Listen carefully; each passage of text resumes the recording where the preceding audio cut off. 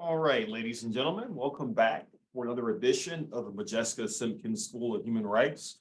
And of course, we just heard from the great activist and singer Paul Robeson, who sang the song Joe Hill, or I Dreamed of Joe Hill last night. Now, I think it's a great way for us to start class this evening because Paul Robeson very much embodies what the school is all about, taking a multifaceted approach to fighting against injustice and oppression, not only at home, but all over the world as well. And we're going to talk a bit more about Robeson's role in the broader movement for freedom and social justice in the 30s and 40s, and certainly talk about him more when we get into the early years of the Cold War as well. The very fact that he was there singing to Scottish miners, I think, says a lot about Robeson's worldview, how much he was inspired by struggles for freedom, not just in America, but all over the world. Now, yesterday, we were fortunate enough to have Dr. Carrie Taylor of the Citadel to join us to talk a bit about the documentary, The Uprising of 34, which was about the textile strikes in the Carolinas and throughout the South in 1934. He will join us again this evening to talk a bit more about that labor activism and the aftermath of the 34 general strike. But tonight, we're going to get a bit more detail of what's going on during the Great Depression era and also the Second World War in South Carolina and all over the world. So we're going to go ahead and get started with that. Now, I often tell my students at Claflin, and I've told previous classes of the Modjeska Simkins School, that we are not the first generation of individuals to live in a time period where there are so many struggles for freedom and justice going on at the same time. And certainly that was also the case in the 1930s and 40s, culminating, of course, with the Second World War abroad and with a more broad-based attack against racism and oppression at home. But I think what's important to note, and I often refer to this as the popular front era, so to speak, of politics and of social thinking in the United States, when you're seeing a wide range of groups on the left, progressives, liberals, social democrats, socialists, and communists, trying to make common cause against the problem of fascism in America and around the world. It is important for us to recognize, first and foremost, just how much trouble the very idea of democracy was in during the early 1930s, during the apex of the Great Depression. As you might recall from your study guide, the Bonus Army March of 1932 really seemed to show just how much trouble democracy was actually in during the administration of Herbert Hoover. Now, the Bonus Army March, for those who don't know, was basically a march by veterans of the Great War, World War I, who went to Washington, D.C. to ask for their pensions in advance. Originally, Congress promised them pensions by 1945, but many of the veterans felt that they quite literally would not make it to 1945. They needed the pensions right then to support themselves and their families. Now, the context of the Bonus Army March is not just about what's going on in America. The United States is one of the nations hardest hit by the Great Depression, but it's also worth putting in international context too. For some Americans, the symbol of veterans marching on a nation's capital was reminiscent of the March on Rome in 1922 by Benito Mussolini and the Fascist Party, some of whom were actually veterans of the Great War as well. Still, others were worried about what they were seeing in places like Weimar, Germany, where the Nazi Party threatened to come to power as well. But unlike those other movements, in the US, the Bonus Army Marchers were primarily concerned with getting their pensions. And when they made it to Washington, D.C., they were greeted initially as heroes of a previous war, but very soon they were seen as a nuisance to be driven out of Washington, D.C. And as you can see here from this photograph on the screen, eventually the Bonus Army Marchers were forced out of Washington, D.C., both via police violence and also by the U.S. military under the command of General Douglas MacArthur, who forced the marchers out of Washington. And Americans across the country were stunned by images like this, where veterans were being attacked by U.S. soldiers. Upon hearing about this skirmish in Washington, however, presidential candidate Franklin Roosevelt said, well, that's the election. He knew at that point he was likely going to win. But for many Americans, the question was, what sort of America was Franklin Roosevelt going to govern over? Was it one that still believed in democracy, or was it one that was for order and peace at any cost?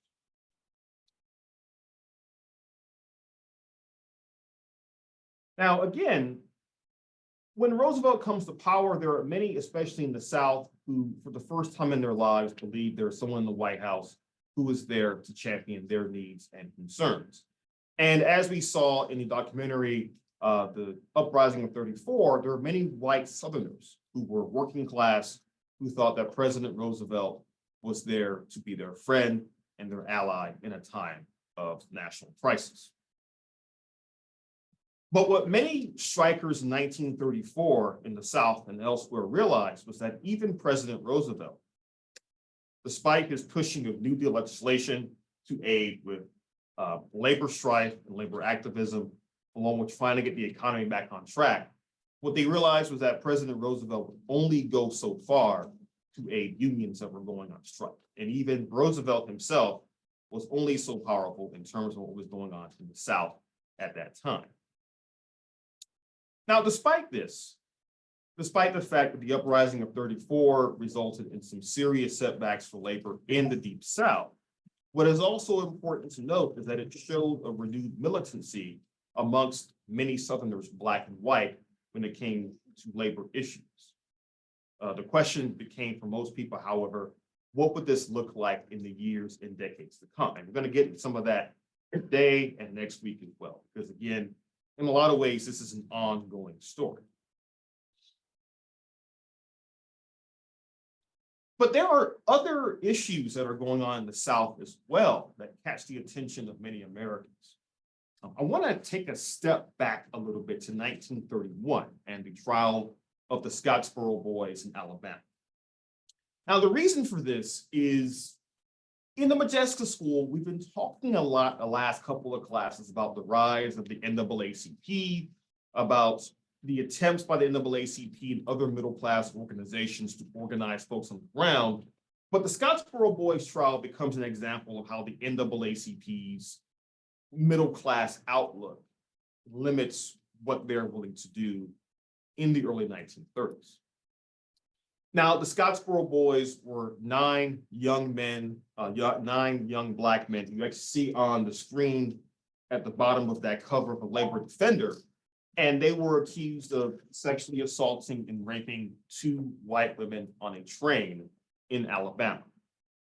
Now, keep in mind, during the Great Depression, thousands, if not millions of Americans hopped on trains going from one town to another looking for work, wherever and however they could find it.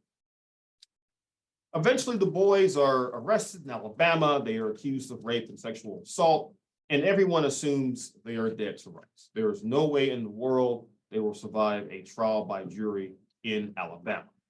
There are appeals made to the NAACP for support, but frankly, membership of the NAACP is unsure of whether or not these charges are actually true. And besides, the NAACP's resources are spread pretty thin during the Great Depression. Their membership rolls have plummeted because of the Depression, and they're really being careful in what cases they decide to take up and what cases they decide to put on the wayside.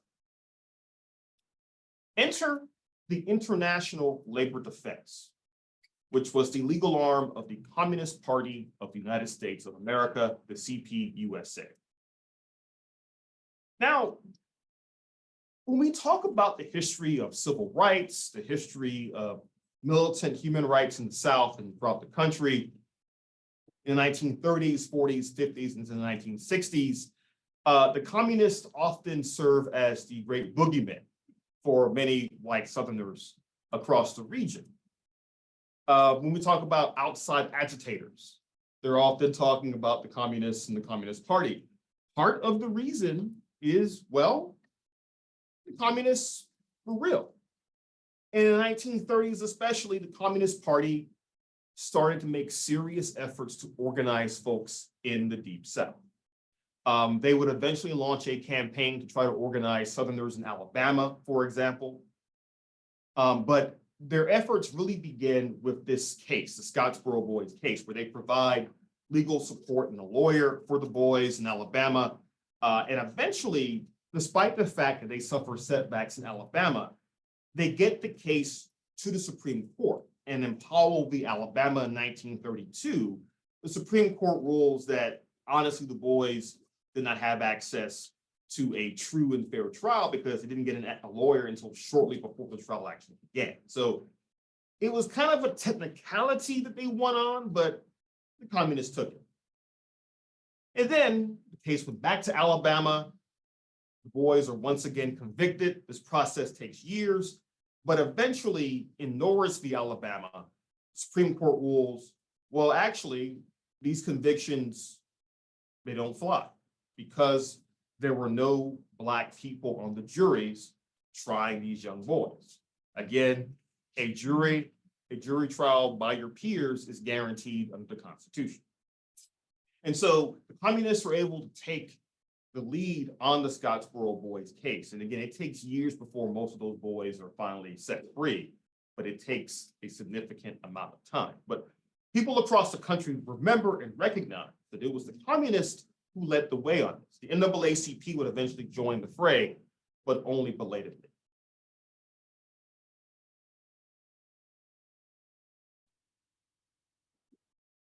So, why in the world would the Communist Party care about the Scottsboro Boys? Why would they care about the South, period?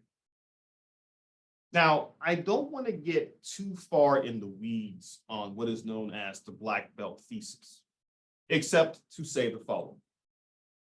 In the 1920s, American communists traveled to the Soviet Union to receive training on how to be more effective communists. And they participated in debates and arguments over self-determination, over lands belonging to ethnic groups across the world, how to achieve national recognition of these lands and so forth. And some Black American communists, most notably Harry Haywood, argued that Black Americans in the South constituted what he called a nation within a nation. And he created this map to show what he was talking about. The map shows what is known both geographically and politically as the Black Belt of the South. It is called the Black Belt for two reasons. The soil is a rich, deep Black color. It is the richest soil in the entire South. It grows a wide variety of crops. Because of that, during the 18th and early 19th centuries, thousands upon thousands of enslaved Africans were brought to this part of the South to work on plantations, to grow cotton, tobacco, and other crops as well. And of course, in the 20th century, most Black Americans live in the South, but most of those Black Americans in the South happen to live in the Black Belt region. And Haywood argued that this was basically a Black nation within the United States. And if you notice, it includes a good bulk of South Carolina, including Columbia and Charleston. I take, by the way, great personal pride in the fact that my father is also from the Black Belt up here in Greene County, Georgia, and I'm from Augusta, Georgia. So we are very much a Black Belt family. If only that meant multiple things besides being from the Black Belt.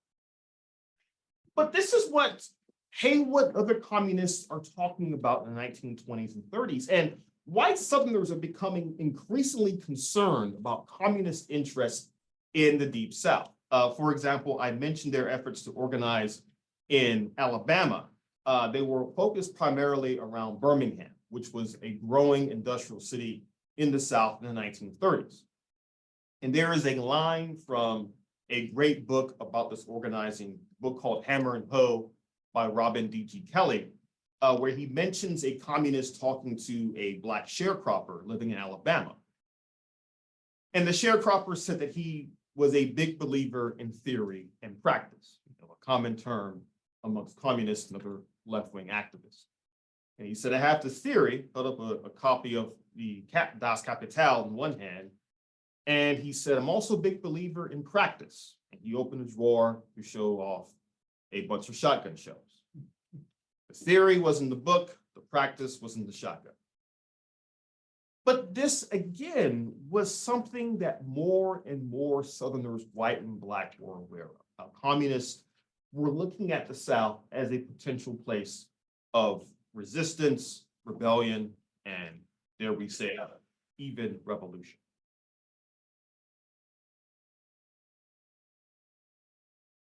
Meanwhile, even the NAACP is having to deal with these challenges of what to do during the Great Depression. One thing that's worth noting, and I think Brett and I were talking about this before class began, is that when you think about many of the great intellectuals and activists in 20th century American history, many of them at some point in their lives adopt a holistic approach to activism, where they're talking not just about race, but about class, not just about class, but about gender, not just about gender, but so on and so forth, trying to create a situation where they can talk about these multiple oppressions all at once. And there were many folks in the NAACP, the 30s, who were saying, we've been focused on civil rights for the first 15 years of our existence with good reason. But what good does civil rights do us if everyone's poor and looking for work? What can we do to ameliorate both the racial and economic problems that Black folk are facing across the country? And at the Armenia Conference in New York in 1933, many of the younger members of the NAACP were talking openly about looking at class as well as race and trying to find and create different strategies to fight Jim Crow segregation. Out of that conference, by the way, the NAACP also discusses for the first time mounting a serious legal challenge to Jim Crow segregation. So they're going to use the court system and the Constitution to argue against segregation and to argue in favor of desegregation. Now, this particular strategy, they all understand, is going to take years, if not decades, if not potentially even generations, before it comes to full fruition. But in the meantime, other NAACP members are talking about building an interracial coalition to create a working class movement for justice. And if you look at the picture right here, by the way, you see some NAACP luminaries. You see W.E. Du Bois right here. He's at the conference. You see Roy Wilkins over here, who will eventually become the leader of the NAACP in the 1940s. And you see right behind the guy in the hat here, this is actually Charles Hamilton Houston, who would lead the NAACP's legal defense campaign in the 30s and 40s.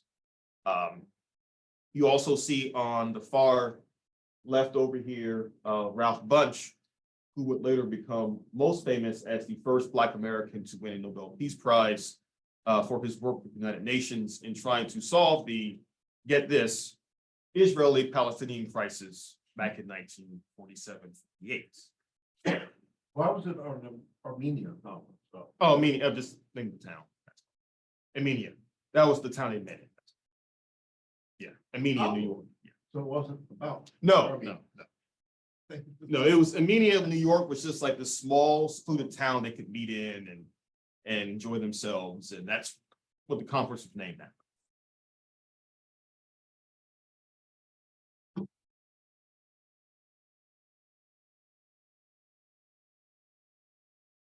Meanwhile, back in South Carolina,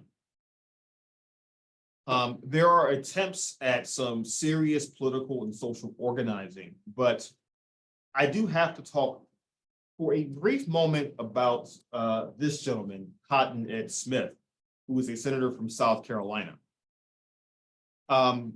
This state, just as a slight aside, this state has a great tendency in sending really interesting pairs of senators to Washington, D.C. at the same time. In the 1930s, we had both James Burns and Cotton Ed Smith in the Senate. And where James Burns represented a genteel, what he referred to as a moderate form of Jim Crow segregation, Cotton Ed Smith was anything but moderate. On the contrary, again, he's a guy named Cotton Ed Smith, what do you expect, right? He was someone who was very much seen as being an opponent, not just of civil rights, but a steadfast opponent of the New Deal. Now, when we think about the New Deal and the New Deal Democratic Party, we traditionally talk about it as this loose coalition of unions of white immigrants or European immigrants in major cities across the country, of Black Americans leaving the GOP and coming to the Democratic Party in the 1930s, and also white Southerners. That's all true. But many liberals within the party felt that there was no way the party could last long term trying to bring together that sort of coalition. And President Roosevelt himself, after winning one of the greatest landslides in history in 1936, where he won over 520 electoral votes, decided in 1938 to directly intervene in Southern primaries throughout the region in an attempt to push the Democratic Party in a more liberal direction. President Roosevelt himself once told an advisor that he felt that if we're going to have two parties, we should have one conservative party and one liberal party. He felt the Democratic Party should be the liberal party. President Roosevelt came down south and campaigned vigorously for more moderate to liberal candidates in Southern state Democratic primaries. And he targeted specific conservatives, most notably Cotton Ed Smith. Now, President Roosevelt knew he was very popular amongst white Southerners for a variety of reasons. He felt that many folks in the South would support him because, for example, he brought electricity to the rural South and the Tennessee Valley Authority. He pushed for jobs for Southerners in the Civilian Conservation Corps and other government programs. Roosevelt also knew that he had a close personal connection with many white Southerners due to his time recuperating from polio in Warm Springs, Georgia. What Roosevelt did not count on, however, were two things. Number one, white Southerners, no matter how much they liked Roosevelt, did not appreciate being told who to vote for by an outsider, no matter how popular he was. They resented the fact that President Roosevelt personally tried to intervene in Democratic Party primaries in the South. And number two, Roosevelt did not quite understand that his popularity was contingent on him not speaking out on civil rights. Roosevelt, during his administration, was often supported by Black Americans, but he was also criticized by many civil rights activists for his lack of strong support for an anti-lynching bill. And Roosevelt made it very clear, while he personally opposed lynching, he felt that he could not take a strong stance against lynching lest it jeopardize his New Deal program. He knew that with Southerners having seniority in Congress, they controlled various committees in Congress, both the House and the Senate, and they could bottle up any future New Deal legislation he wanted to push through. Still, Southerners like Cotton Ed Smith argued that President Roosevelt's brand of New Deal liberalism was a threat to the South. After all, if the New Deal could create government jobs, if it could help out with the creation of labor unions and support their activism, how long would it be, argued Cotton Ed Smith and other Southern politicians, before the government became powerful enough to finally fight on the issue of civil rights? Remember, most Southern politicians, when they're talking about, say, taxation or education or other issues that on the surface don't appear to be about race, they are often, in fact, talking about race in some form or fashion. President Roosevelt's attempts to intervene in Southern primaries not only failed, but backfired spectacularly.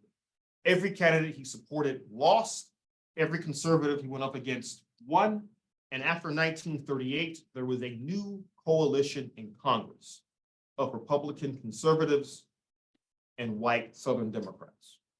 that stymied New Deal legislation in the late 30s through the end of World War II.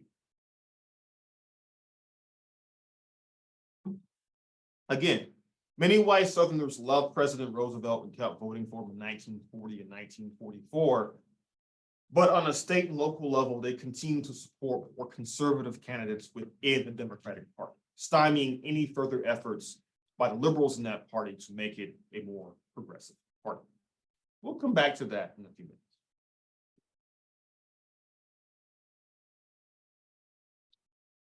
Now, I mentioned again how the NAACP was pursuing a variety of strategies in the 30s and 40s dedicated to fighting for civil rights. Charles Hamilton Houston, as I mentioned a moment ago, was leading a serious effort to craft a legal attack on segregation. Now, this meant challenging segregation at the Supreme Court, at federal court system, trying to find ways to utilize the Constitution to really push back against an entrenched system of segregation. Now, I will wholly acknowledge this is not the sexiest way to fight for freedom, but Hamilton, Houston, and others in NAACP felt it was perhaps the most effective way. The NAACP is going to take some time before they get to a place where they're talking about mass mobilization of the Black working class. Part of this strategy, again, is contingent on how the NAACP is looking at civil rights through a primarily middle-class lens. That's going to change during World War II.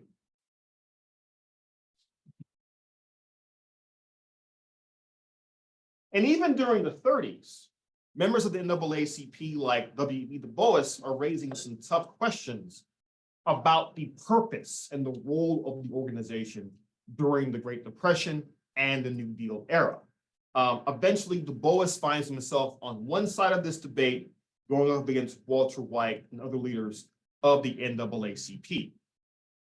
Eventually, by the mid-1930s, Du Bois himself will be out of the NAACP.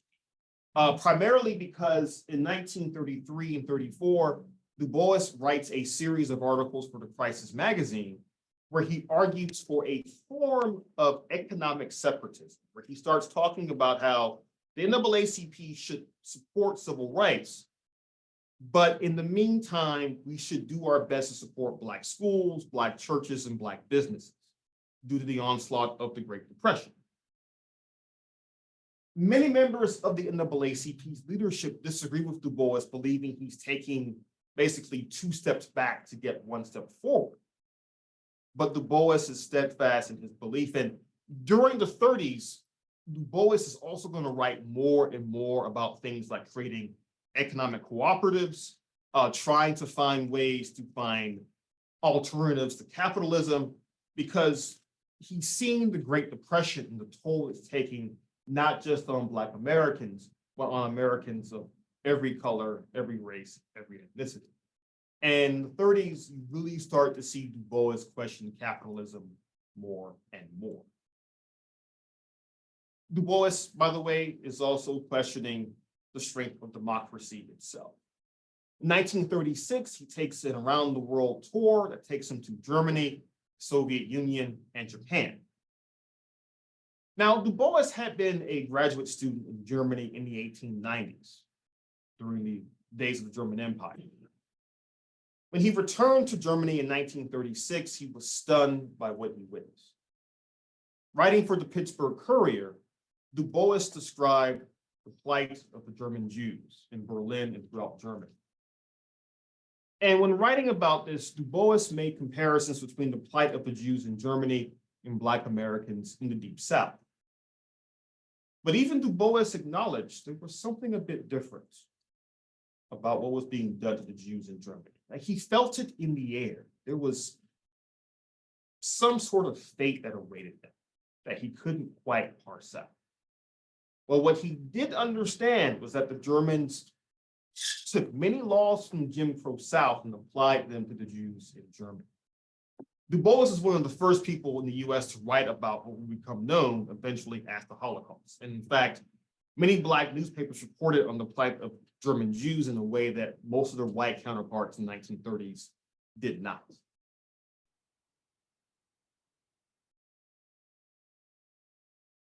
Now, I want to bring things back closer to home again in South Carolina, because while these big debates about the NAACP, about communism, about democracy and capitalism themselves are going on across the country and around the world, folks in South Carolina are trying to find new ways to fight for freedom within the Palmetto State. In 1929, Septima Clark returns to Columbia, South Carolina, and pretty soon gets involved with the NAACP. This is around the time when Clark begins to really get involved in civil rights and human rights campaigns in South Carolina. Now, eventually, we know her best for her citizenship schools and the like, but it's during the Great Depression where Septima Clark really comes of age in her activism and her work for social justice.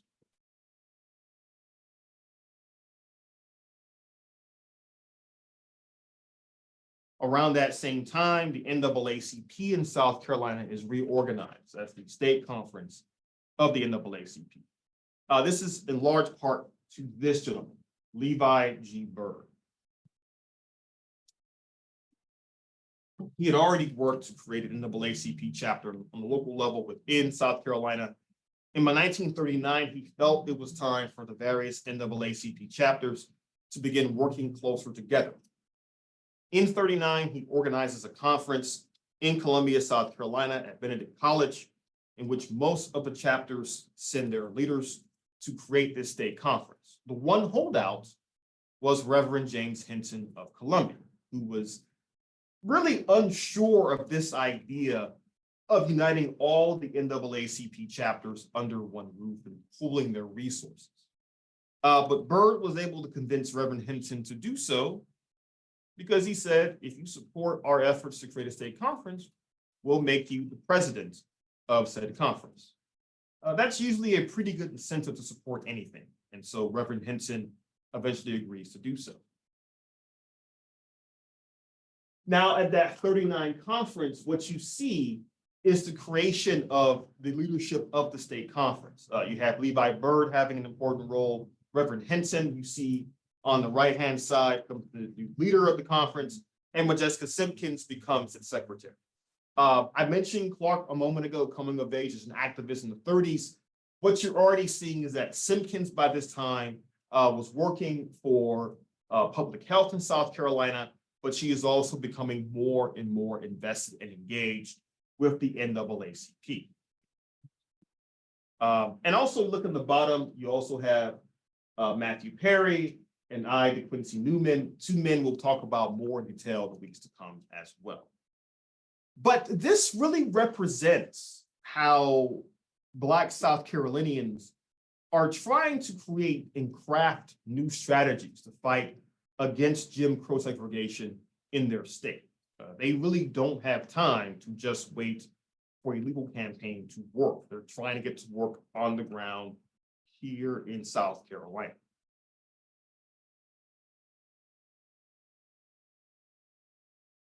Now, most of these debates that we're talking about here are occurring during the backdrop of not just the Great Depression, but also the onset of World War II. If, let's say, you were at a citizenship school or a freedom school equivalent in, say, 1939, and we're talking about current events and current issues, we'd not just be talking about the failure of FDR's purge of conservative Democrats, not just about the Great Depression, we'd be talking about the coming of war in Europe and Asia. We're talking about Italy's invasion of Ethiopia and the Spanish Civil War, and eventually talking about Nazi Germany's invasion of Poland and the beginning of World War II. Now, the Second World War is perhaps the most important period in American history, in the 20th century at least, not just in terms of warfare, but also in domestic policy too. Because Americans are all stripes, all colors, are beginning to rethink the assumptions they had once made about the world around them. And this photograph is a great example of that. Albert Einstein everyone's favorite E equals MC squared dude, actually fled from Nazi Germany in the early 1930s as a physicist. And when he made it to the United States, he wrote a letter to President Roosevelt warning him of the incredible power of splitting the atom and creating an atomic bomb.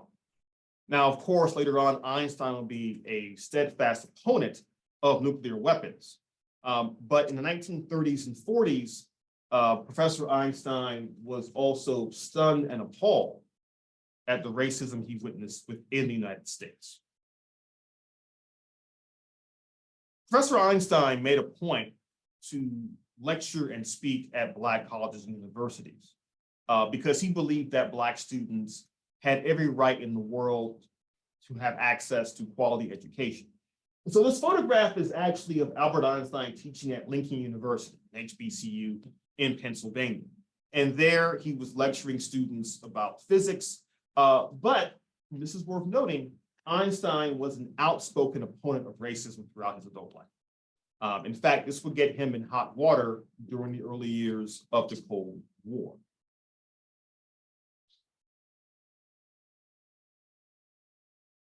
Nationally, Black Americans are feeling a renewed militancy about the issue of civil rights. Make a long story short, they don't want to be duped in supporting yet another world war without actually receiving civil rights this time. Remember, in the Great War in 1917, 1918, W.B. Du Bois talked about closing ranks with white Americans, putting aside our special grievances. America's response to that was the Red Summer of 1919. This time, Black Americans were saying, we are going to demand our civil rights regardless of how the war is going. And in 1941, as President Roosevelt readied the nation for war, as the nation was going through its first ever peacetime draft, and as defense industries were gearing up not just to provide weapons to allies in Europe and elsewhere, but to prepare for America's entry into the war itself, Black Americans in particular began to demand access to defense industry jobs and to citizenship as well. For example, you see on the left here, a poster that says straighten up and come right to the March on Washington movement. The March on Washington movement. Now, when we hear the phrase, the March on Washington, we tend to think of what? 1963, the March on Washington for Jobs and Freedom. That wasn't the first time activists thought about a March on Washington. Now, the connecting tissue between 1941 and 1963 was, of course, the great union organizer and activist A. Philip Randolph, who in 1941 was seen by many as one of the chief spokespeople for Black America.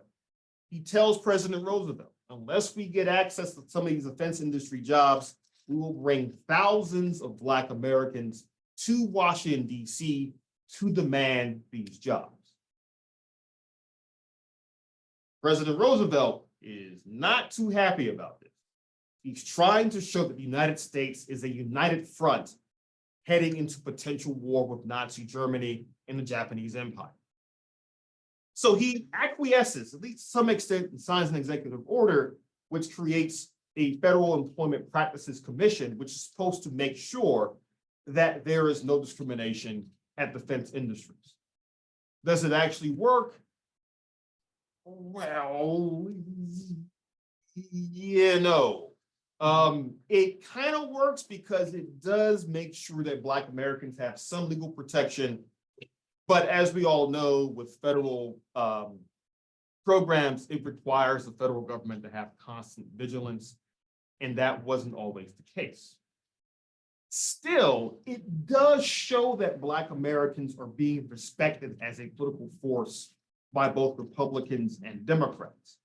And they are mobilizing all across the country on the eve of the Second World War, a mobilization and a militancy that will carry on throughout the war itself. This actually leads to one of my favorite posters of all time. This is from a 1942 NAACP conference in Chicago, And you see it's the NAACP choking out a Jim Crow, right? But you notice that on the feet of the Jim Crow, it has the flags of Nazi Germany and Imperial Japan. This was the NAACP's way of saying, we are fighting both abroad and at home. We are fighting abroad against fascism, and we're fighting at home against fascism, because more and more Black activists begin to tie Jim Crow segregation to being sort of the ideas that give rise to fascism at home and abroad. This will become known, of course, as the Double V campaign, victory abroad and at home. And organizations like the NAACP saw a massive, massive increase in membership during the World War II years, in part because of this Double V campaign, and also in part, and here's the Double V symbol right here, again, double victory at home and abroad, not just because of the Double V campaign, but specifically because the NAACP is being pushed to change its approach from a middle-class approach to a working-class approach. And much of this is being spearheaded by one person in particular, Ella Baker. Ella Baker, by this point, is the secretary of the NAACP.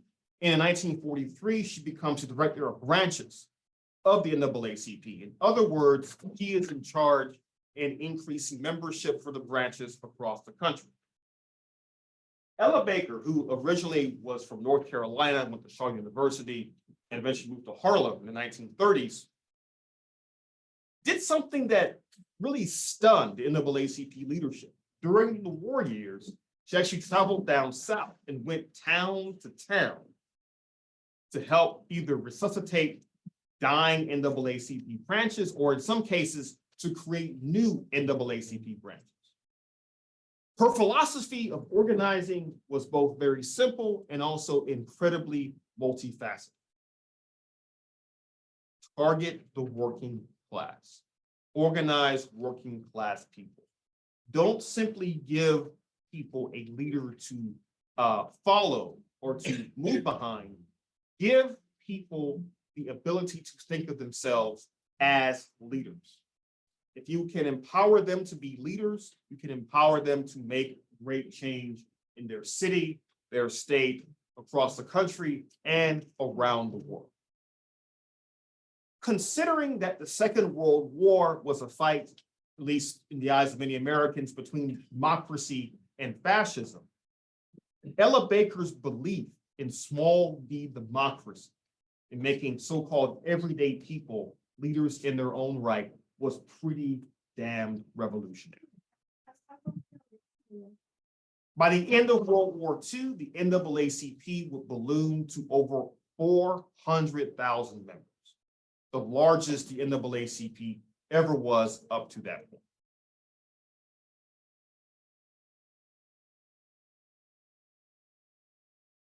But it's also worth noting that more Americans are taking into account the problem of Jim Crow segregation because the war will not let them ignore it. Even the Axis powers are creating propaganda, targeting Black soldiers, talking about the racism Black Americans experience within the United States. Now, on the left-hand side is a photograph that was found as a part of a pamphlet dropped behind American lines by the Germans in Western Europe.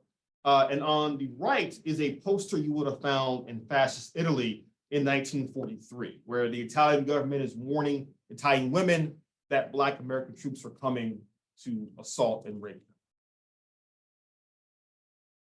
The picture on the left, though, I want to come back to for a second. This is actually a photograph from the Detroit race riot of 1943, in which numerous folks were killed, many more were injured, millions of dollars in property damage done.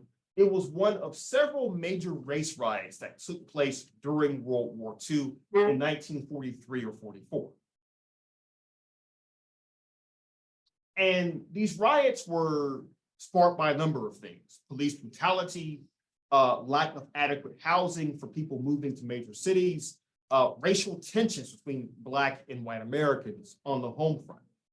Again, we often think of World War II as the so-called good war. It's the one war all Americans agreed was a good one for us to fight in. But that really erases how much racial turmoil there was on the home front. Things were not so simple as we're all in this together. It'd be more accurate to say we were all in this together, but ...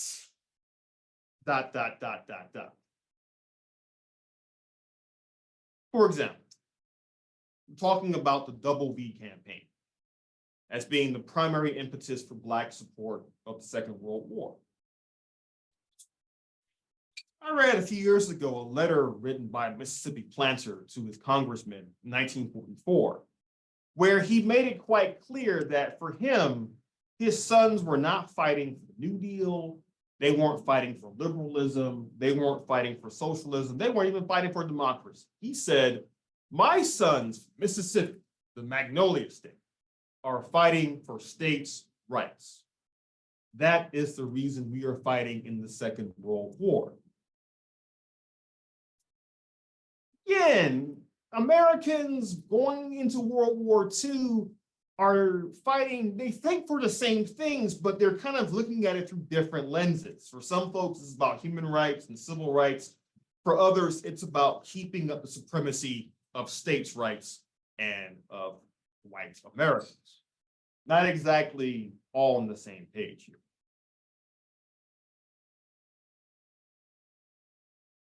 Here's some more Axis propaganda from the Second World War.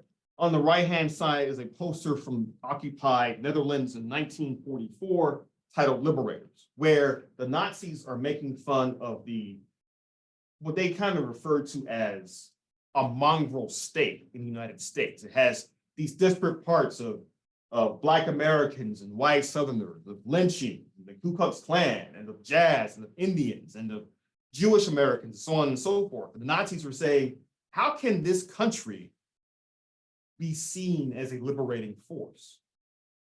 Now, I have to say, that's a bit rich coming from the Nazis, but there you go. And also, additional Nazi propaganda is here on the left-hand side. It says, rich white man's war, poor colored man's fight. In Philadelphia, all workers of the elevated and subway lines, of the trolley car, omnibus, and railroad companies went on a protest strike on August 1st. They refused to instruct colored labor, which was to have been employed.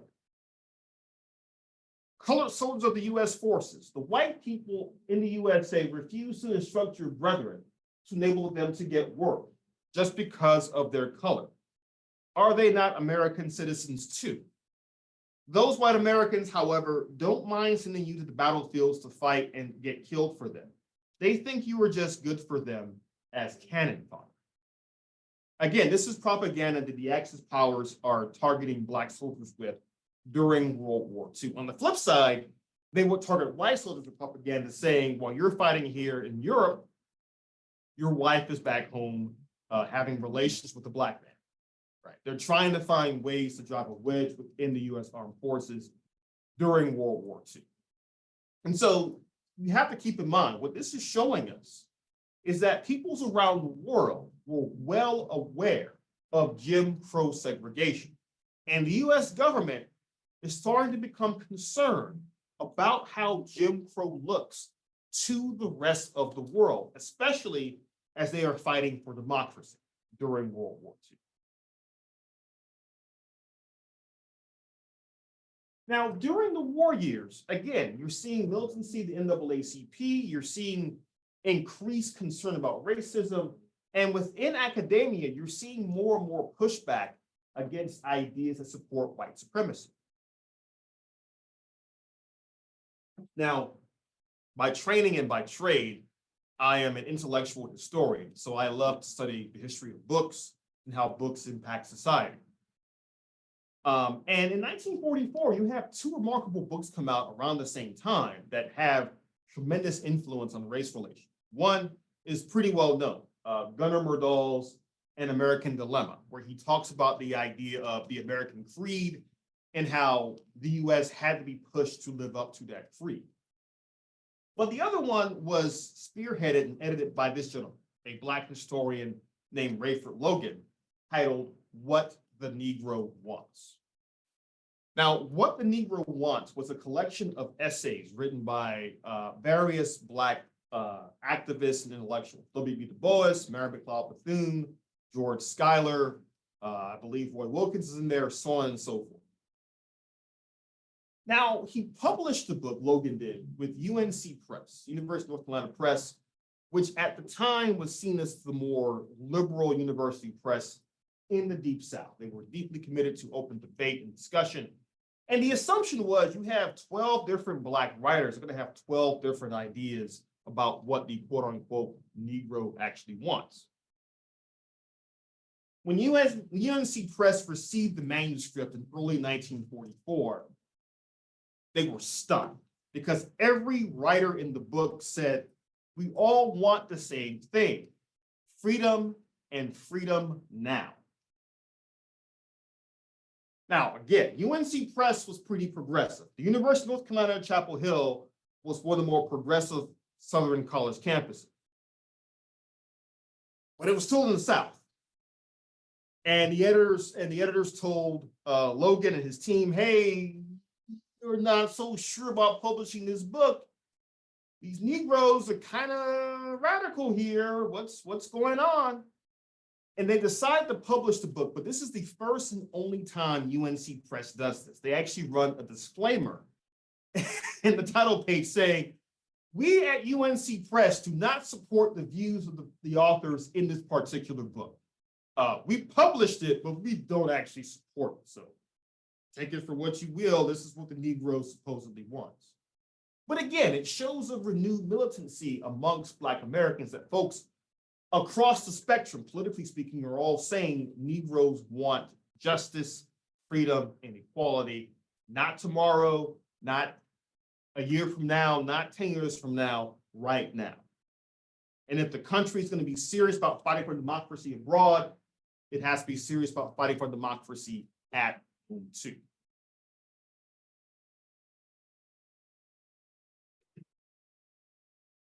And before and during the war years, you're seeing some Southerners trying to make attempts to create organizations where they can have forthright discussion and debate about what is to be done on the issue of racism.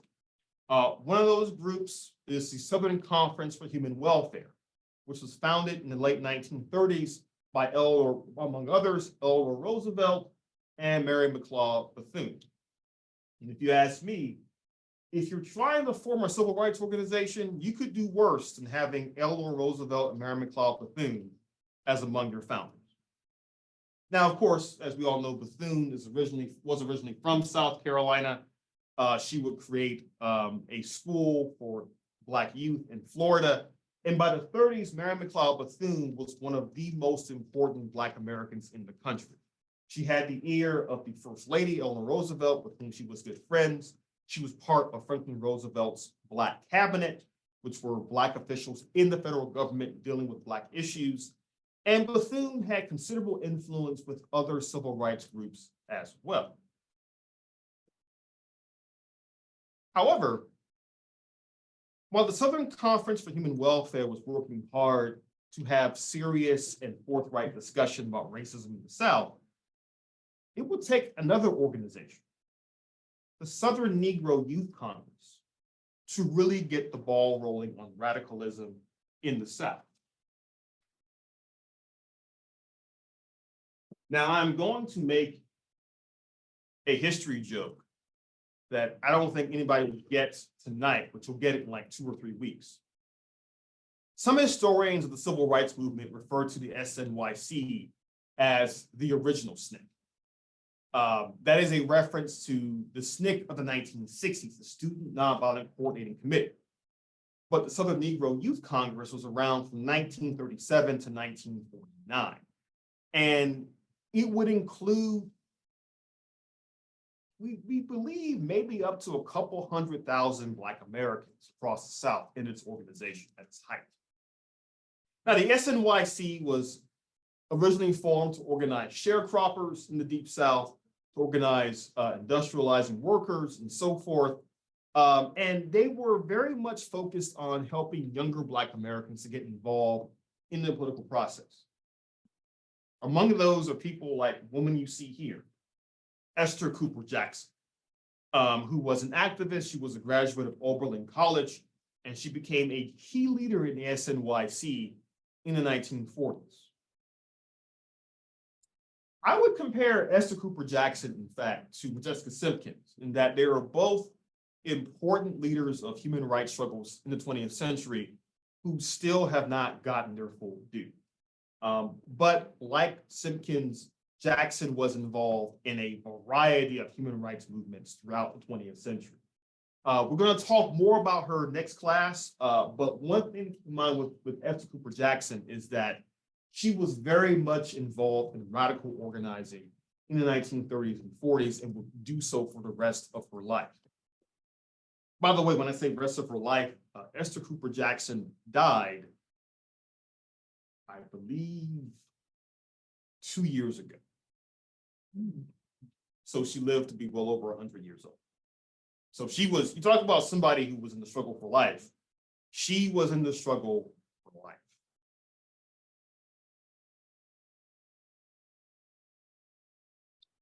Okay. So while this radicalism is seeing different, or is manifesting itself in different ways, Southern Negro Youth Congress, Double V campaign, books, articles, and so on and so forth, Black activism gets a serious boost in 1944 from the Supreme Court. Yes, ladies and gentlemen, the Supreme Court doesn't always screw things up. Once every blue moon, they get things right, or at least partially right. This is one of those examples. In 1944, in the Smith v. Allwright decision, the Supreme Court ruled that, in fact, Black Americans had a right to participate in the Democratic primary in the Deep South. Now, on the surface, this may not appear like much of a big deal. Like, why does the Democratic Party primary actually matter? Well, in the South, the Democratic primary was the only competitive election in town. If you're running for Congress, running for governor, so on and so forth, chances were the person who's going to win the general election in November won the Democratic primary in August or September of that year. And the Democrats in the South argued that because they were a political party, they had a right to determine who could and could not participate in their primaries. The Supreme Court disagreed. They argued that, in fact, because they were a political party and because their process was so important to elections in the South, they had to be open to everyone. Now, as soon as the Supreme Court makes this ruling, in South Carolina, Governor Olin Johnston calls the state legislature back into an emergency session to pass legislation to make the Democratic Party a private entity, to make sure that they can still determine who can and cannot participate in the election process. Eventually, a couple years later, in the Elmore v. Rice case, the Supreme Court will once again rule, well, no, you can't do that. Even though you're calling yourselves a private entity, it is still an election, and therefore it must be open to Black Southerners as well as their white counterparts.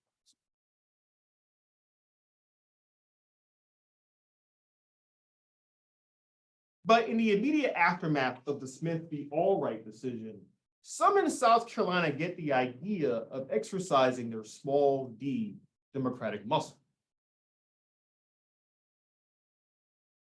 And as you read in the study guide for this week's class, there is the idea of creating an alternative to the Democratic Party.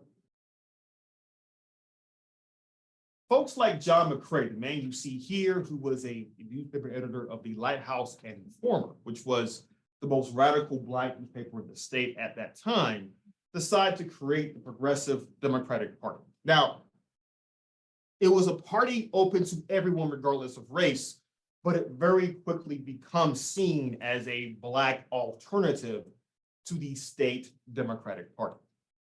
The PDP hosts its own primaries, it hosts elections, and their goal is to go to Chicago for that year's Democratic National Convention and to challenge the legitimacy of the all-white Democratic Party at the DNC.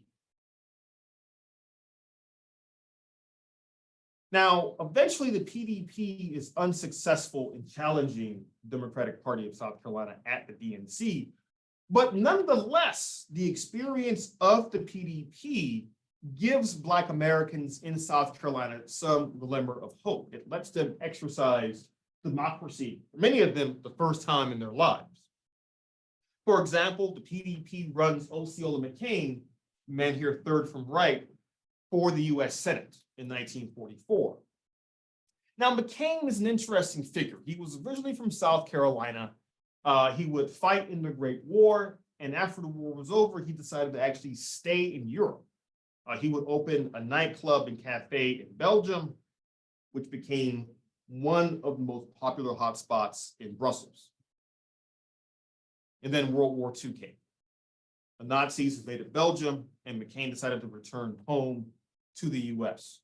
But when he came back home to South Carolina, McCain was determined to make sure that the state would be changed for the better. He was not simply committed to coming home. He wanted to make home a better place. And so he gets involved in the PDP and runs for the US Senate.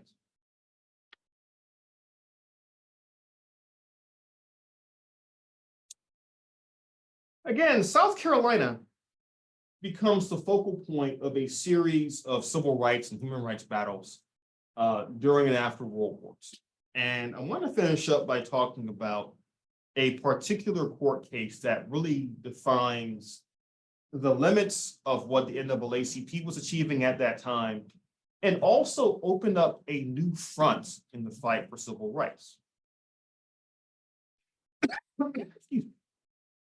Now, one of the big things the NAACP was talking about in the 30s and 40s was equal access to higher education. In this case, making sure that Black Americans in the South had access to graduate schools and law schools. Now, many Southern states in the early 20th century did not, I repeat, did not support the building of graduate or law schools for Black students. Instead, what they would do is they would oftentimes pay tuition for Black students to go out of state to other graduate or law schools in the North or the West. But by the 1930s and 40s, the NAACP's legal strategy is targeting the idea of separate but equal. In their case, though, what they're saying is, if the white South is truly serious about separate but equal, then they might want to put as much enthusiasm behind the equal part as they do behind the separate part. And so the NAACP begins winning court cases by arguing that Southern governments had to create law schools, graduate schools for their Black students in those states. Otherwise, they were not living up to separate but equal. Again, I think you can kind of see what the limits of this campaign are, that the NAACP in the 30s and 40s is still kind of staying within the Plessy v. Ferguson limits, right? That'll change pretty soon. But in 1946, a student named John Wright decides to apply to the law school at the University of South Carolina, which is only a few blocks from where we are right now. They receive his application, and it is summarily rejected because he is, of course, a Negro. The NAACP takes up his case and goes to federal court here in South Carolina. And a judge presiding over the case named Wades Waring hears from both sides of what is known as Wrighton versus the USC Board of Trustees in 1946. Now, Judge Wades Waring gives USC and the state government of South Carolina three options.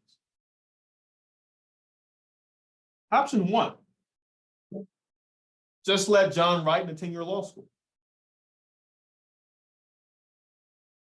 Yeah, that's not going to happen. Option two, the state government of South Carolina could build a law school for Negroes.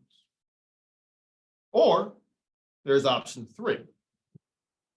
Judge Waring made the point that if we're talking about true equality, then no one should have a law school in South Carolina. Obviously, number 1 was not going to happen. And number 3 damn sure wasn't going to happen. So the state government hastily says, oh, you know what? Hey, a law school for Negroes is fine. In fact, we'll talk to SC State University in Orangeburg to open up a law school. And they approach President Whitaker of SC State, who is very enthusiastic about this idea of a law school on his campus. There's only one small problem. Still kind of got to build the facility for it and get the funding for it and all of that and make sure everything's ready for it. But the president of SC State says, we can do it. Give us a bit of time. We can get a faculty in place. We can make sure there are proper accommodations for it. It'll be totally fine. And so SC State College receives a law school. It is the only law school in the state specifically for Black students. Now it opens in 1947. And the state government of South Carolina just thinks of it as an afterthought. They're thinking, okay, we gave Negroes their law school. What difference will it make? A big difference. Because while the law school will only produce about 50 graduates or so between 1947 to 1966, many of those graduates would be the lawyers who would destroy segregation in South Carolina in the 1950s and 1960s. One of the great ironies of all this is that men like Matthew Perry and Ernest Finney, who will become legendary names in their own right in the annals of South Carolina legal history, were students at the SC State Law School. The law school was, not surprisingly, always underfunded, always undermanned, and yet it fought well above its weight in battles over civil and human rights in South Carolina. And one of the lawyers who helped with this original case in 46, Harold Boulware, would also play a pivotal role in future civil rights cases in South Carolina as well.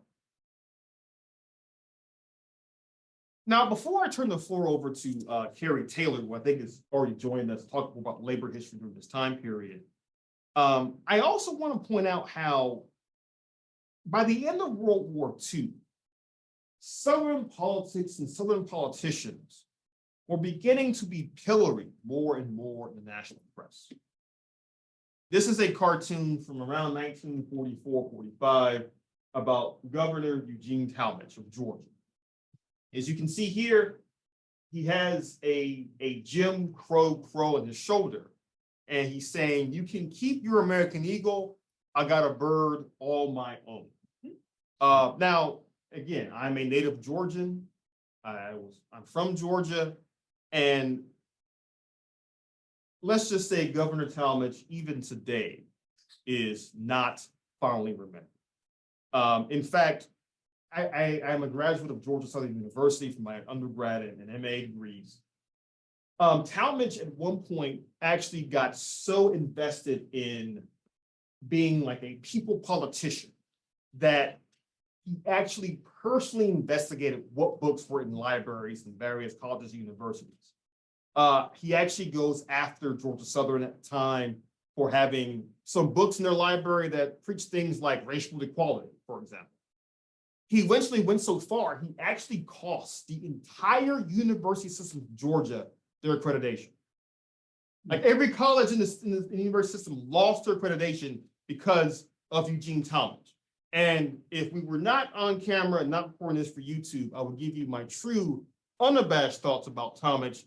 I'll just say that as a native Georgian and as someone from a state that has produced a lot of bad people, Talmadge is one of the worst we ever produced. But you know, I digress. Where's the rest of that? That is like the Godzilla versus King Kong of bad Georgia politicians.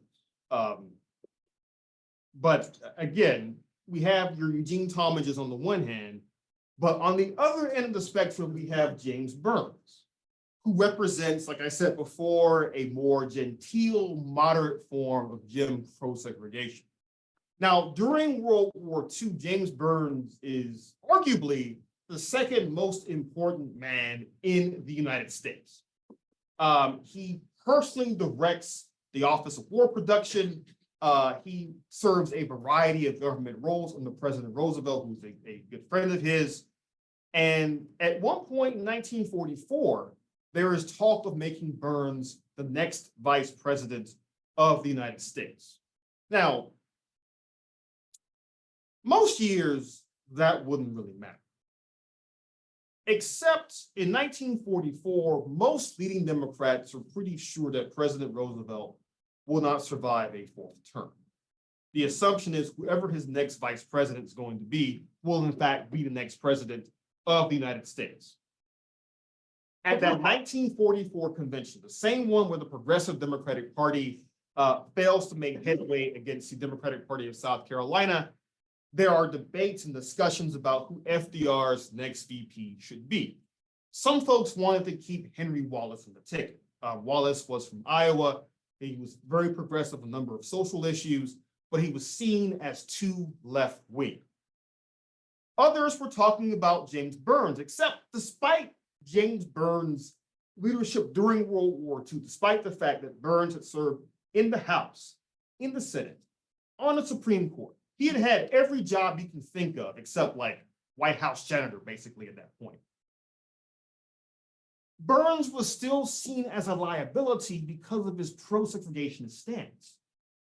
And there was concern that if Burns was put on the ticket, it could cost them Black support in the fall election. And so the Democrats decide to rally around some random guy named Harry S. Truman from Missouri, who, I mean this, like he was only really known because in the Senate, he had led investigations of wartime profiteering and waste. But otherwise, he had a very nondescript voting record. He was seen as somebody everyone could rally around, and he becomes Franklin Roosevelt's next vice president. And pretty soon, President Roosevelt's inaugurated in January 1945, and he is dead on April 12th, 1945. And so Harry Truman becomes the next vice president, but James Burns will serve as Truman's Secretary of State. Now, we'll come back to that a bit later on, but I know Dr. Taylor, I believe, has joined us. Taylor, can you hear us? Okay. I'm good. Excellent. So I wanted to turn the floor over to you for a bit to kind of talk a bit more about labor struggles in the South during this time period. We were talking about the Great Depression and World War II, and again, you can go ahead and fill in what you want to fill in as well before our Q&A session. Yeah, very good. And tell me, when does the Q&A session? What do we want to target for that? So I think in this, I want to give you plenty of time, so around 8:10 or so. Around 8:10. Oh, okay. Yeah, I mean, really, I was just gonna underscore. I think one of the major points that comes out of the Uprising film that I watched with some of you last night, and I assume others have had other opportunities to watch it. But that's this idea that it's really it's workers in motion who are driving the action in the 1930s and 40s, and you can think about that in terms of the forging of a larger left and all of the terrific stuff that Professor Green has just described as taking place in South Carolina during the 1940s. But the film is explicit too about making this point that it's the mill workers from the upstate, from the Carolinas, whose militant protests, their strike really led directly to the passage of the Wagner Act. And the ironies there are that very few of those workers ever were ever the beneficiaries of that Wagner Act. But for anyone who's been part of a union since 1935, we owe a debt to textile workers in the Carolinas in the 1930s. And there, that's really just one example of that. Even in South Carolina, so the previous year in Charleston, 200 women at the Charleston bagging mill. So the bagging mill was maybe some of you have attended concerts down at the Charleston Music Hall. That was once the site of the Charleston bagging mill, where they manufactured the jute bags that transported cotton. So this is, obviously a very important product coming out of Charleston. But the 200 women at the bagging mill, 200 African American women in a workforce that included both black and white workers and men and women, but it was the black women in August of 1933 that somewhat spontaneously went out on strike when they learned that their cousins and their sisters down the street at the cigar factory, and learned that others under textile workers under the NRA were had recently been their wage, they'd been granted a raise, and their hours were set by the National Recovery Act codes. At that time, the national administration was in the process of writing codes for the bagging industry, but they had not yet implemented those. And so these women who were obviously excluded from the negotiations took it upon themselves to go on strike. They shut down another key department, the weaving department in the bagging mill, and by virtue of their position within the larger production line, they were able to shut down the entire bagging mill, and the 800 workers at the bagging mill were idled for several days.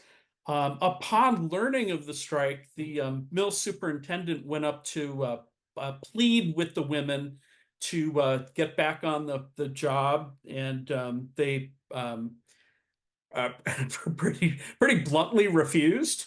And at which point the mill management went to get the police. Two Charleston police came down the street from the station, which was then located about a block away from the music hall or the bagging mill. And as the cops entered into the weaving room, the women in the meantime had weaponized the machinery in the factory, and so they turned the blades into knives, which they were brandishing against the police. And they demanded that the cops strip before they would talk to them. And so the cops fled and went to get reinforcements, and eventually they were successful in removing the women from the plant, but it was idled for the better part of the week. But that, of course, gave some real urgency to the negotiations that are taking place in Washington, D.C. And in that way, these African American women, who we would are objectively are, by many measures, the least powerful workers in, perhaps the American polity at that time, they're able to change the course of the negotiations taking place in DC, and to secure for themselves the $12 a week minimum wage that they'd been demanding. And there's really nothing unusual about that kind of militancy, which we saw from the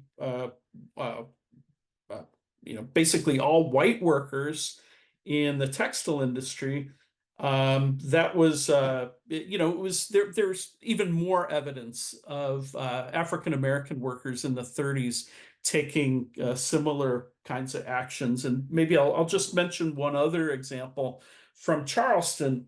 In 1936, in the summer, the International Longshoremen's Association had engaged in a coastwide effort to organize all of the East Coast ports, especially those in the South that um, uh, had not been unionized or were unionized inconsistently.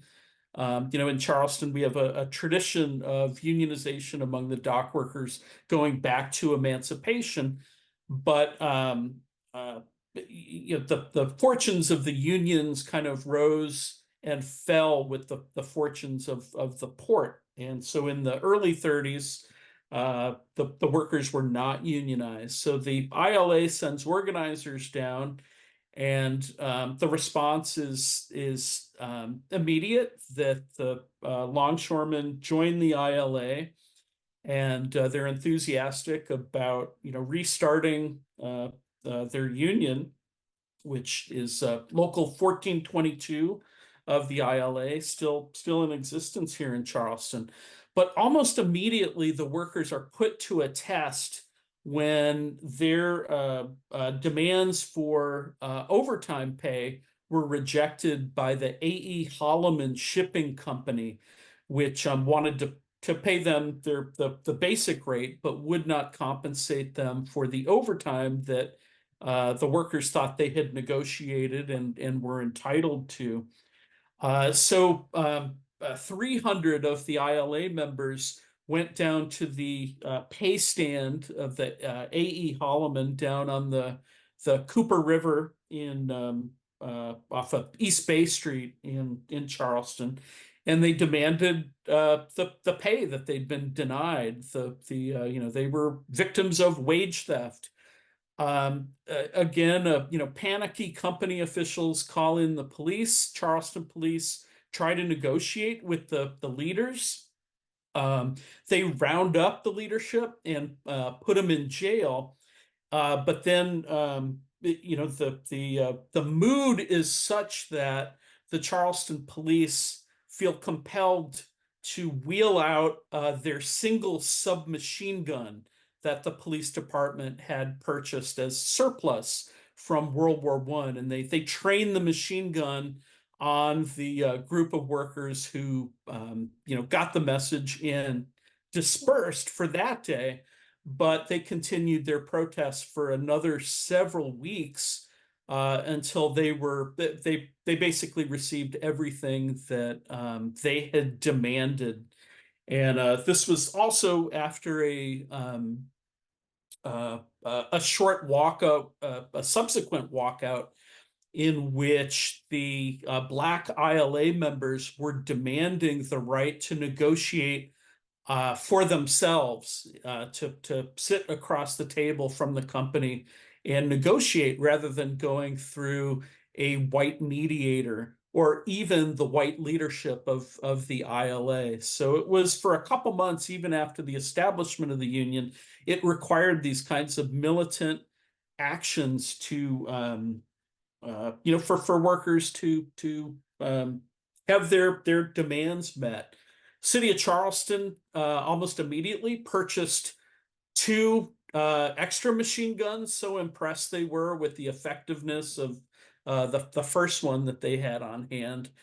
And but the larger point here is that all of the wonderful politics that we celebrate, is emerging from the New Deal, is emerging out of this particular political moment.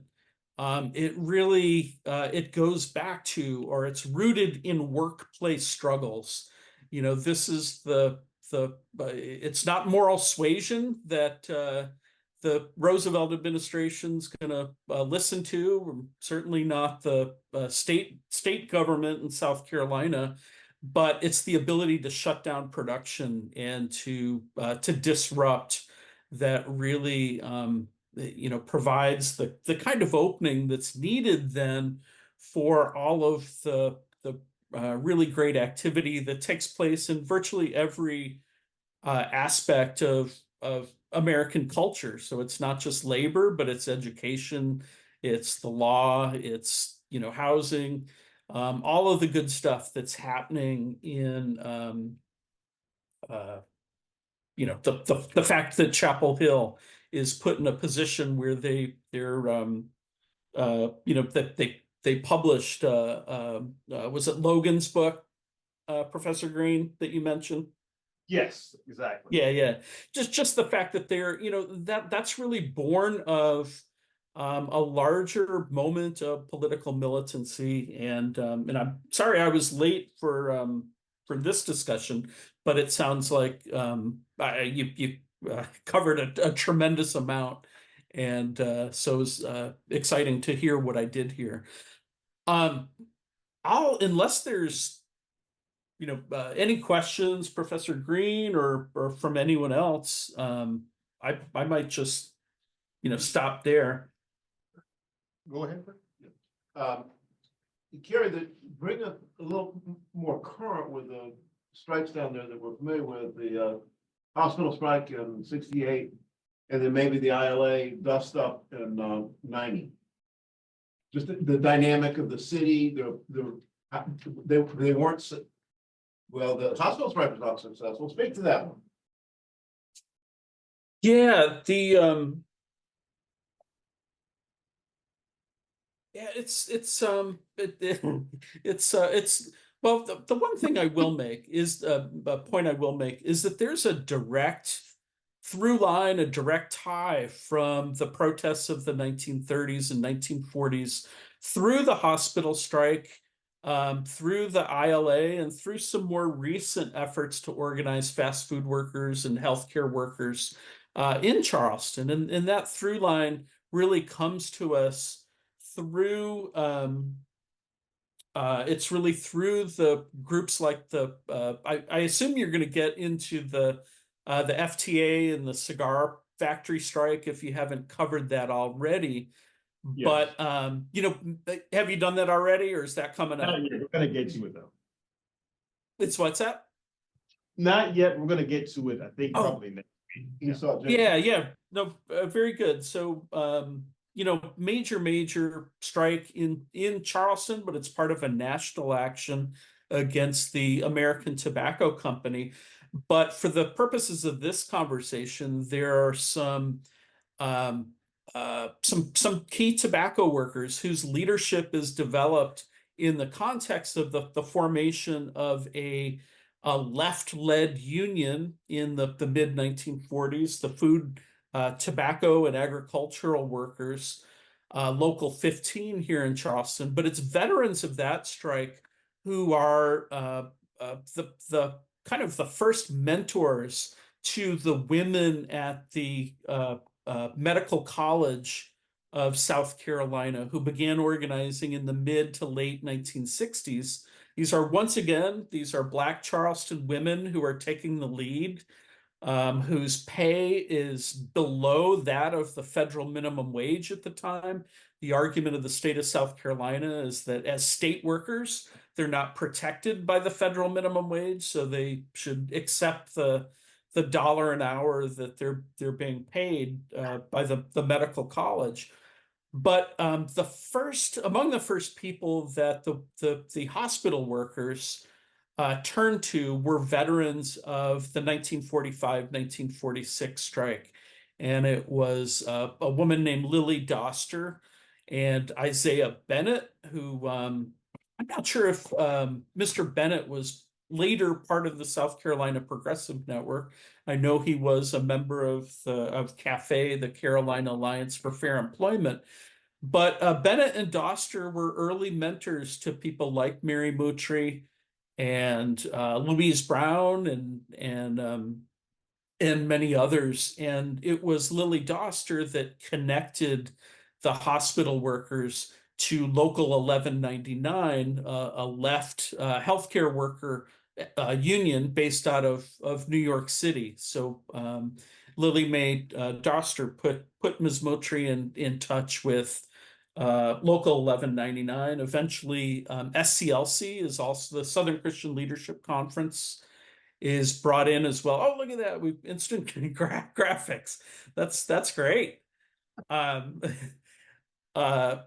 So it became a, for 3 or 4 months in the spring of 1969, Charleston was national news because what it represented was a fusion of labor rights and civil rights, and the feeling on the part of both people coming out of the labor movement, coming out of the civil rights movement, is that something like what was happening in Charleston, what had happened the previous year in Memphis, that this was the way forward for but both the labor movement and the civil rights movement, that the civil rights reforms of the mid 1960s, revolutionary, transformative, but they'd not yet insinuated themselves into the workplace, and they had not the benefits of the Civil Rights Act, were not immediately enjoyed by most poor Black people.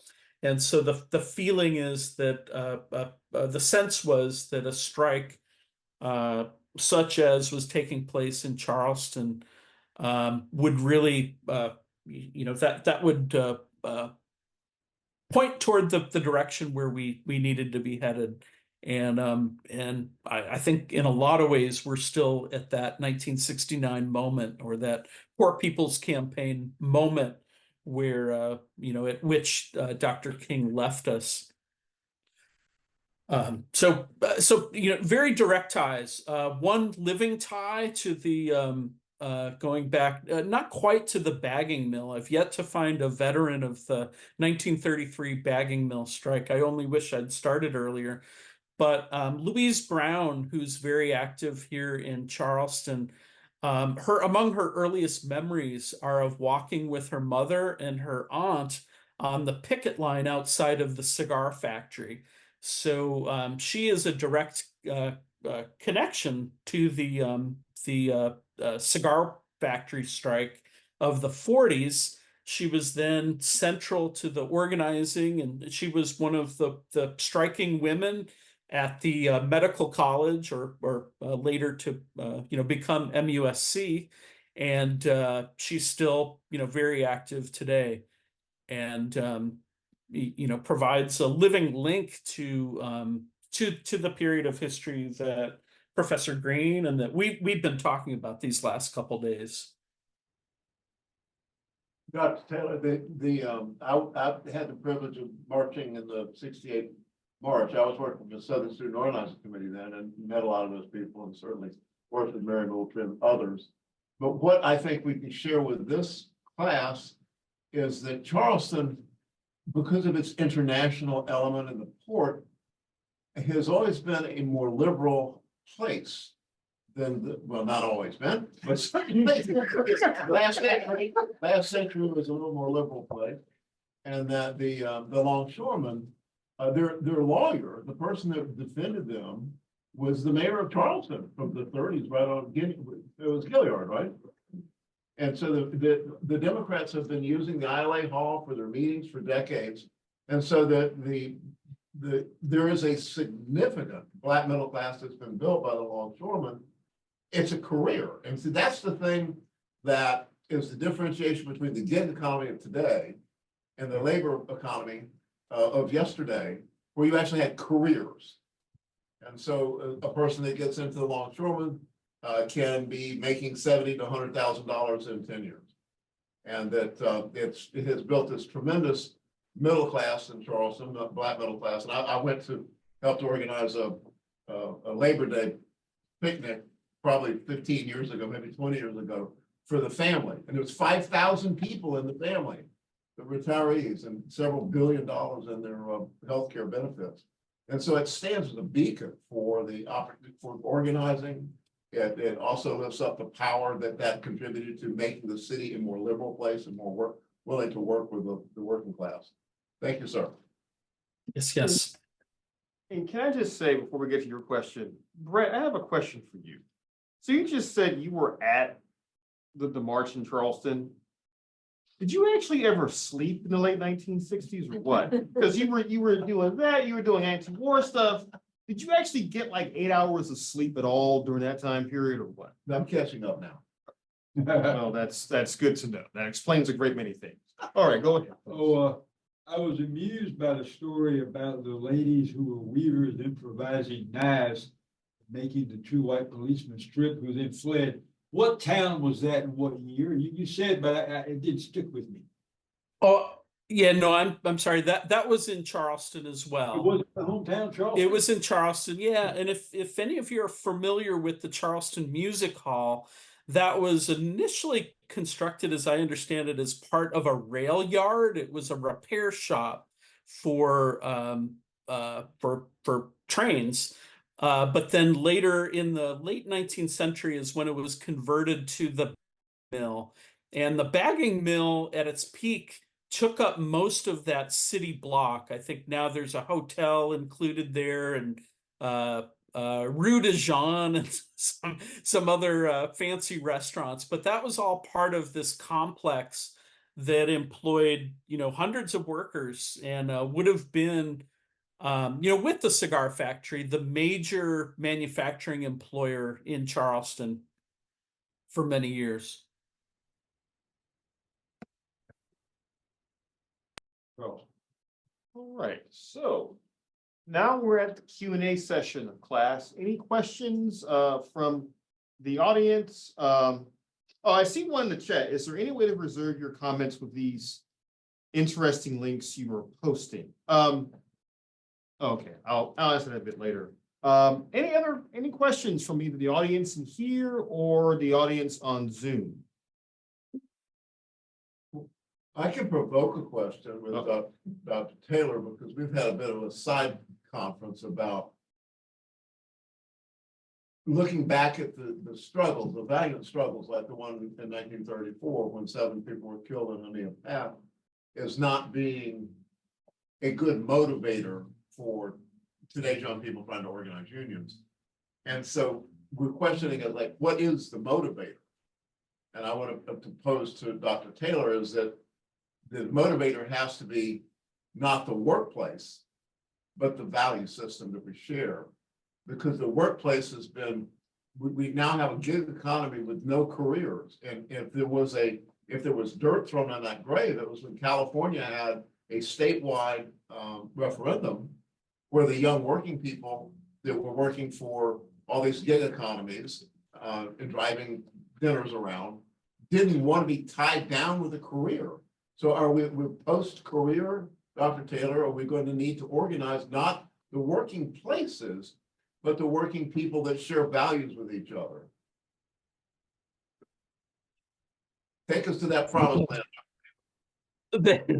Oh well, I'd kind of rather listen to hear how others might want to tackle this, but I would no, I'm firmly on the side of workplace organizing. I don't put a whole lot of stock in values and moral suasion. I just think the fuckers are too powerful. We've got to come at them with something much more than just our inner goodness and our decency and all that. So absolutely, there are new challenges to workplace organizing, but I also see a lot of creativity in terms of how these things are being addressed, and some creativity that I think we really haven't seen for many years. Well said.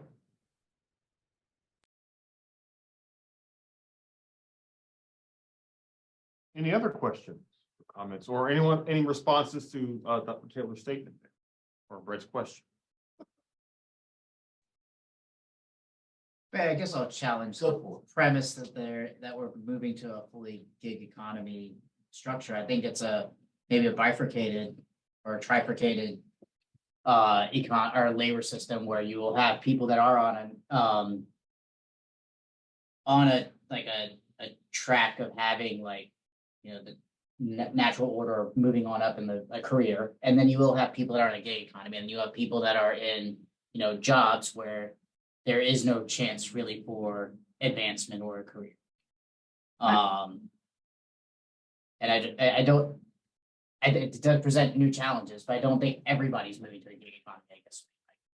I think if you want to build on what you're saying, I think workplace organizing is the way to address the gig economy and the lack of careers, because it is the way that the workplace is structured by pay, by you're not full-time, you have no benefits, but they work you on a PRN schedule or as needed schedule, just underneath. So I think if you could actually organize and address those issues, then there are people, like people would have the option to have careers again. But that is not the case in a lot of places here. My opinion. And we're not even talking about big boogeyman in the room, which is AI, and the challenges that may offer for some industries, which again remain to be seen. That's very much, it's not even like far in the future. We're already dealing with this now. But I think Dr. Taylor is right, though. There are, to some extent, I think there are some unique opportunities here in terms of how we think about organizing. I think we shouldn't leave out the fact that the UAW just had a big victory in Chattanooga over the weekend, where they were able to achieve a significant labor victory in the Deep South.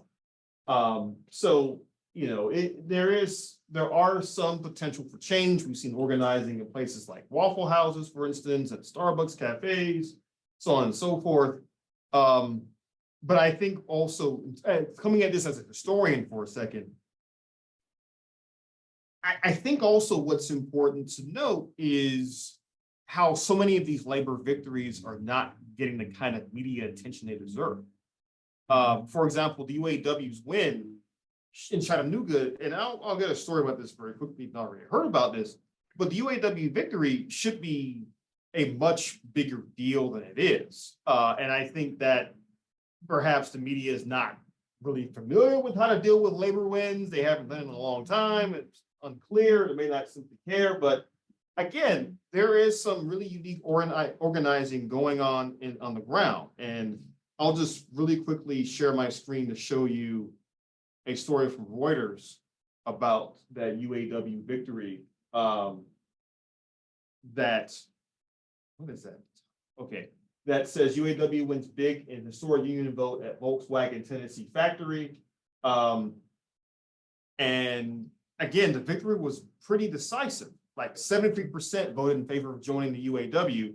The landslide win will make the Chattanooga factory the first auto plant in the South unionized via election since the 1940s, and the first foreign-owned auto plant in the South to do so, which is also significant too. Dr. Gay, I want to spike the question about values to our friend that's the director of the Charleston Worker Center. And I see Nick Rubin there. And that the question of values that I'm referring to isn't the liberal values of, faith, hope, and charity. It's the common values that all working people have about being able to feed their family, have good health care, have good education. And those commonalities aren't unique to a job shop floor. And so in working and reaching out to the gig economy, Nick, what are you pulling people together around? Yeah, okay. Sorry if y'all can, hope y'all can hear me.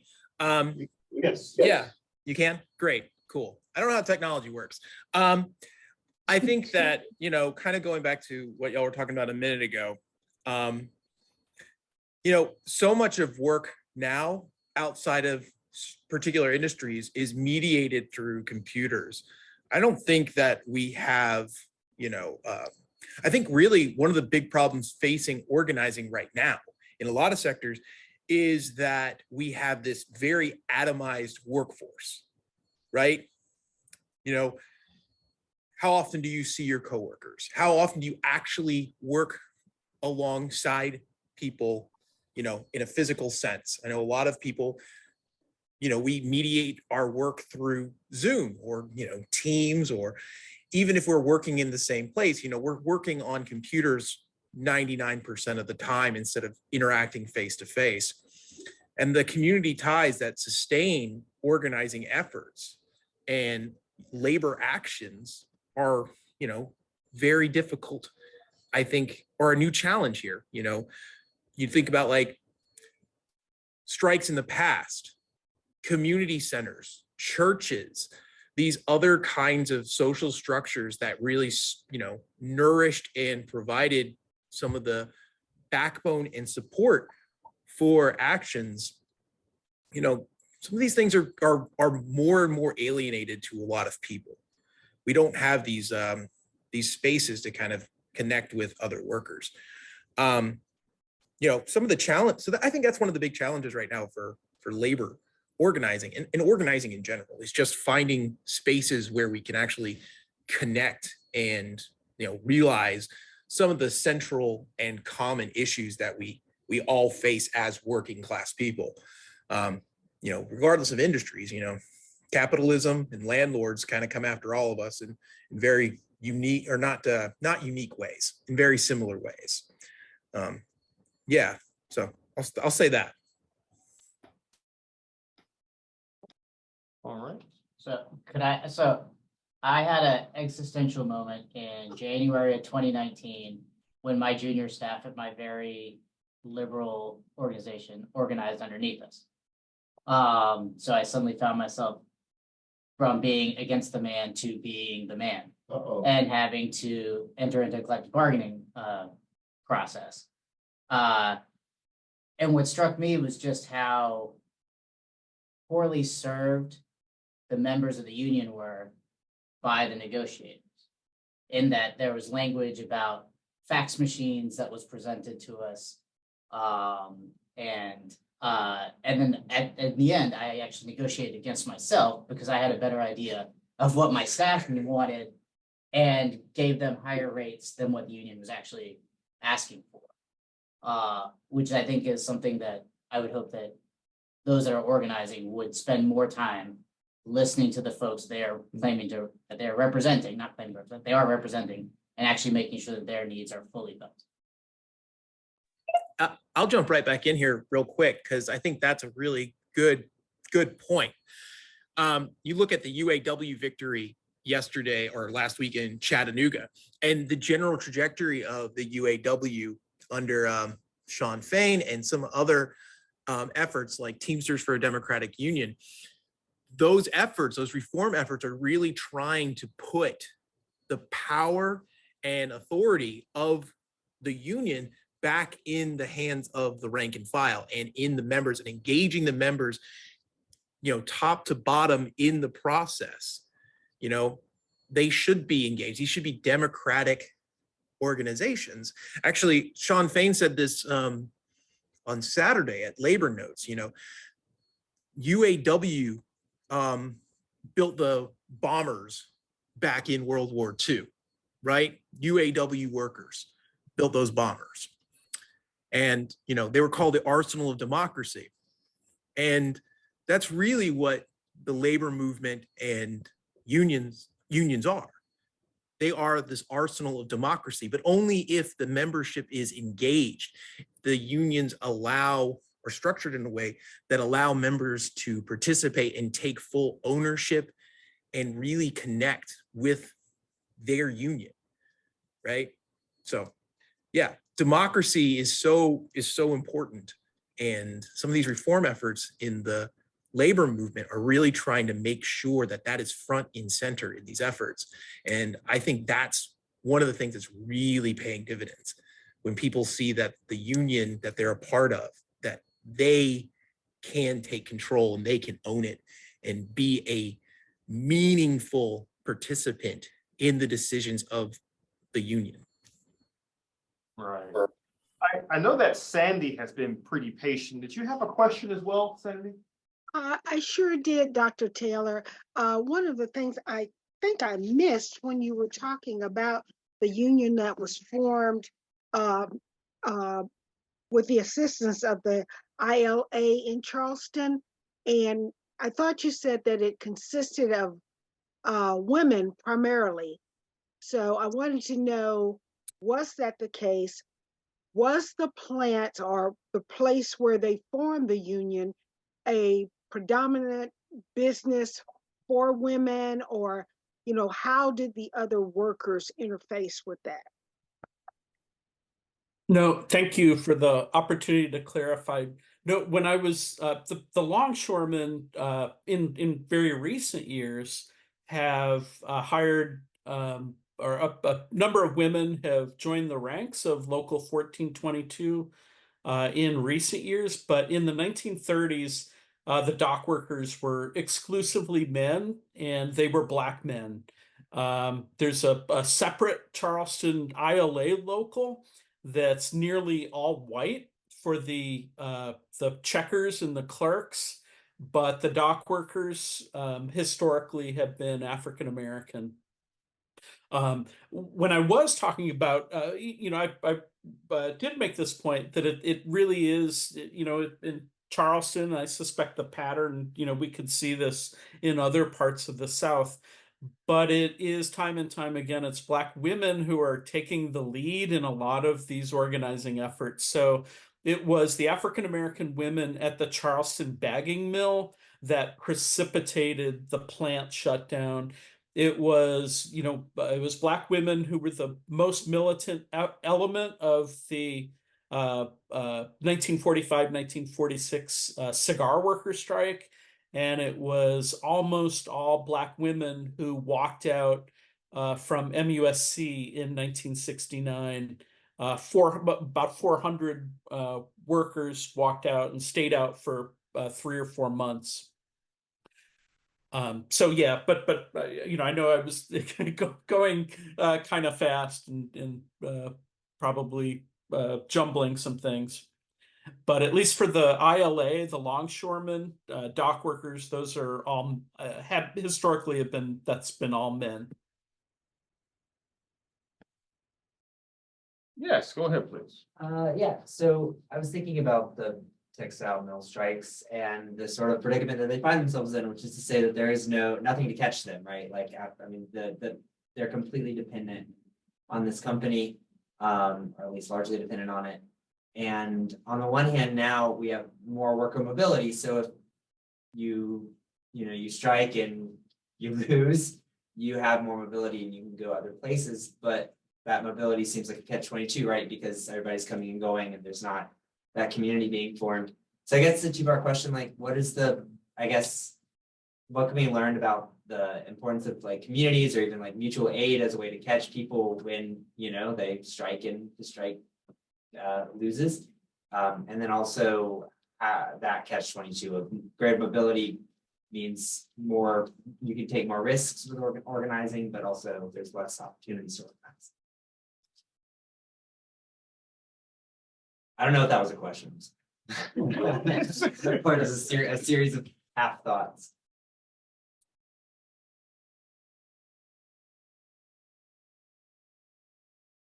Yeah, Carrie, you can definitely take this one. I think those are some really interesting questions you just posed there. Yeah, well, are you thinking more, is this a contemporary commentary or I'm thinking you're thinking about? Well, I guess I'm thinking of it through the lens of the textile workers, in which like most of them just found, they found themselves kicked to the curb and not a lot of support. But then translating that to more contemporary, yeah. Mm-hmm. So the question is like, what's a strategy for dealing with issues of workforce mobility and and transients and community safety nets for when things, don't work out. Well, the long term, the hope is that out of these struggles emerge institutions that provide some of that kind of space that's like the South Carolina Progressive Network and the Modjeska Simkins School and a union hall and union controlled healthcare system. So the hope is that we can build ourselves up from the 2.3% of the workforce in South Carolina to some significant percentage of the labor force, and out of that and out of struggle comes some institutions and infrastructure. But I'm not sure that's a great answer, but others might have thoughts. There has to be that local, the community support. I mean, in Chicago, you got in trouble, you lost your job, you went to the Catholic Church of the Union. But we don't have that type of community support for organized labor here, and so we've got to be that. We see that if the money is, the money's got a lot to do with it. There was a wonderful effort to organize workers in South Carolina that was sponsored for service workers. The International Union put 30 people from 3 states in Columbia for 3 months in fellowship. And they had political education classes here. It was an incredible opportunity of these people organizing in these low-wage jobs. And then they cut the money off, and these people are left hanging. And there's no community support to keep that going if the international cuts the money. So that's a course example of that problem. Yeah, and I know we're almost out of time, but I know Anjanette has her hand up. So Anjanette, go ahead and ask your question, please.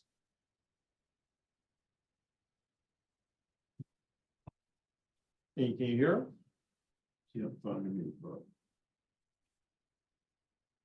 Okay, I just asked. Anjanette, go ahead and unmute yourself. I think you have a question as well. You have your hand raised.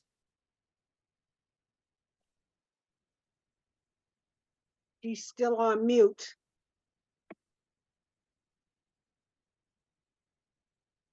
All right, well, I'm going to go ahead. I know that Cecil has a question in the chat as well. We'll finish up with this because we're right at the end of class, but this is a really important question.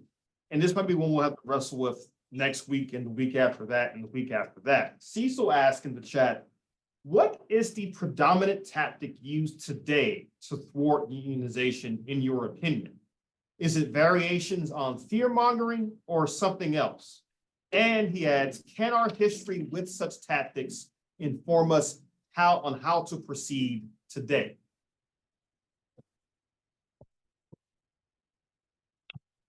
You can answer that question, Dr. Green? I mean, I think, again, I think I really wouldn't, I couldn't give you a good answer on the predominant tactic used today. Dr. Taylor, do you have an opinion on that in terms of what's being used in the here and now, like most notably? No, not a simple answer, but I would just say, one notable success with regards to anti-unionization is, I think Boeing probably wrote a new textbook in their effort to keep the machinists out of South Carolina, and it was a multi-pronged approach in which they really controlled the public discourse. They blasted anti-union messages like 24 hours a day in the plants. They used strategic dismissals to go after pro-union workers. It was a thing of horror, a thing of genius. But that's probably, and I think to varying degrees, any anti-union campaign is going to use some elements of all of those. Go ahead, please. I can tell you here in South Carolina, they've actually put legislative obstacles to the teachers unionizing. So that's a very effective tactic. Is it here that they said you can no longer voluntarily recognize a union? Yes. Well, we will talk more about contract. the obstacles as we move forward. We have a state that does, a nation that doesn't, one of the only industrial democracies that doesn't provide healthcare as a right. Or sick leave as a right. The United States doesn't, but South Carolina is one of the few states that's made it illegal for local governments to create sick leave. And so that some of this stuff that Carrie's talking about with the Boeing thing, that was right before the airplanes quit selling. That was right before Qatar canceled the contract for the planes coming out of Charleston. So there's that double-edged sword of capital being too predatory. Well, on that usual cheerful note, thank you again to Dr. Carrie Taylor for joining us. Yeah, give him a great round of applause. Dr. Gray, tell people that they want to stay. We're going to turn the thing off and they can talk to me if they got a problem. And some folks can stay and talk to Brett directly on Zoom. Otherwise, next Monday, we'll be talking about the fight against separate and unequal right here in South Carolina. All right, until then, have a wonderful rest of your week and we'll see you next week.